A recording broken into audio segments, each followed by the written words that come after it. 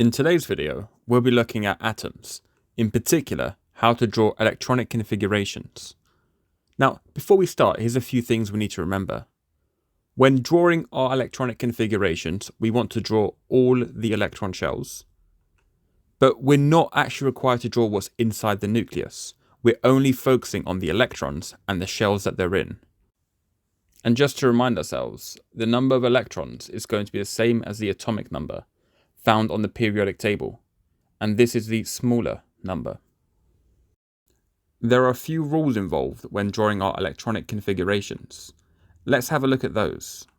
Now, we must always fill up the innermost electron shell before moving on to the next, and each shell holds a specific number of electrons. Here they are. Now, the first shell, the one closest to the nucleus, always holds a maximum of 2 electrons, and then every shell after that can hold a maximum of 8 electrons. And remember, we must fill up an electron shell first before moving on to the next. So here's an example. Let's have a look at beryllium. Now, just by looking at this element, its atomic number's 4, so it has 4 electrons. And we need to keep in mind the rules of how many electrons per shell. Now, first thing we do is, instead of drawing out the nucleus, we put the element symbol in the middle.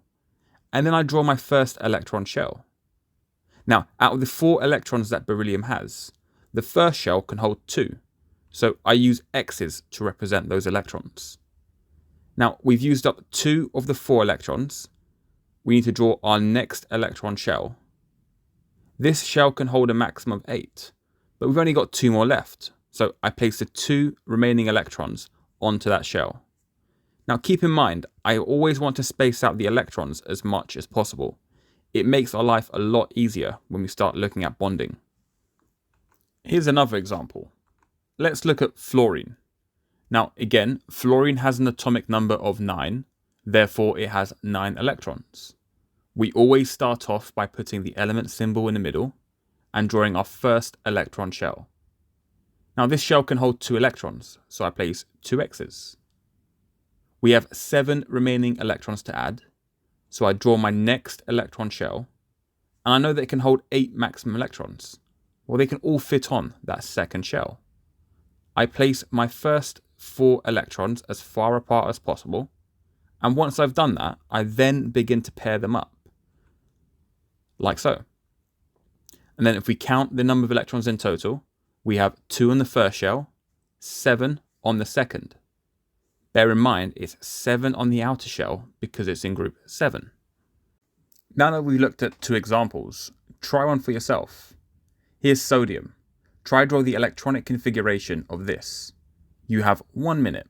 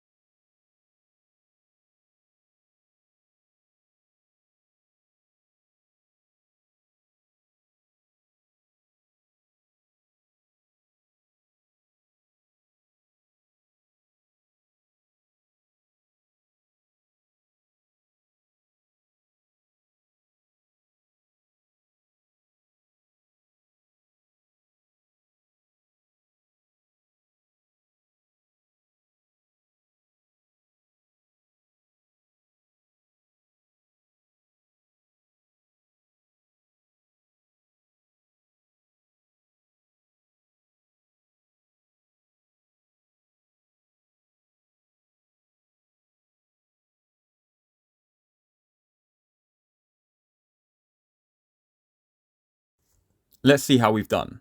Now, sodium has an atomic number of 11, so it has 11 electrons. And we start by putting the element symbol in the middle. Our first electron shell can hold 2 electrons. The second electron shell can hold 8. And then we have 1 more electron to add. So we draw a third electron shell and add the last remaining electron. And again, sodium has 1 outer electron because it's in group 1. And we can also see it has 3 electron shells because it's in period 3. Now that we've looked at some examples, here's a few more.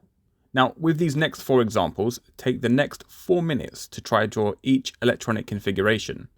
I'll check back with you in 4 minutes. And if you do finish early, just skip ahead.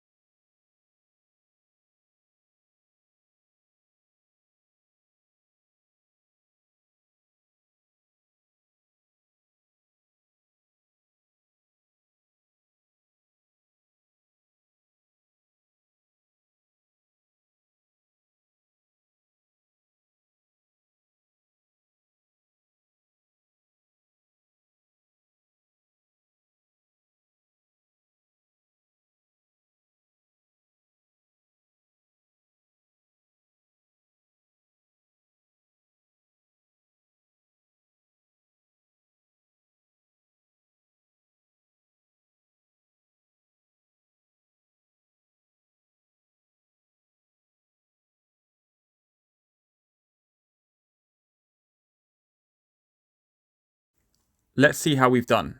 Here's the answers to those 4 examples. If you have any questions with these, leave them down below. Otherwise, let's move on. Now, we've had a look at how to draw electronic configurations using an atomic number, but we can also use an element's position in the periodic table to do the exact same thing. With this example, silicon, just by looking on here, we can see it's in period 3, which means it's going to have 3 electron shells. And it's in group 4, so it's going to have 4 outer electrons. Now, with it having 4 outer electrons, every other inner shell is going to be full. So let's populate those. And there we go. That's a complete electronic configuration of silicon using its position in the periodic table. Here's a further 4 examples for you to try. And again, take the next 4 minutes to try and complete these.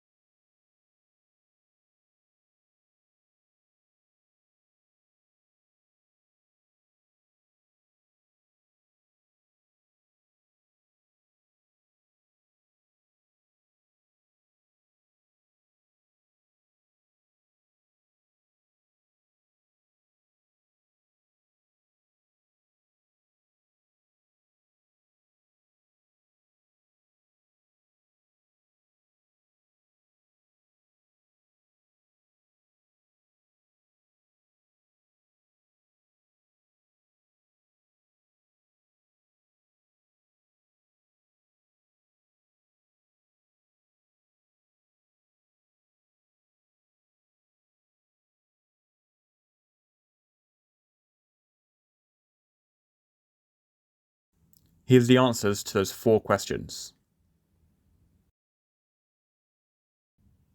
Okay, so let's summarize what we've looked at today. The group number tells us how many outer electrons an element has. The period number tells us how many electron shells. And the atomic number tells us how many electrons each atom has. Lastly, the electron shells hold a specific number of electrons, where the first always holds 2, and each one after that can hold a maximum of 8. Right, I hope this video has helped. If you have any queries or questions, leave them down below and I'll do my best to get back to you.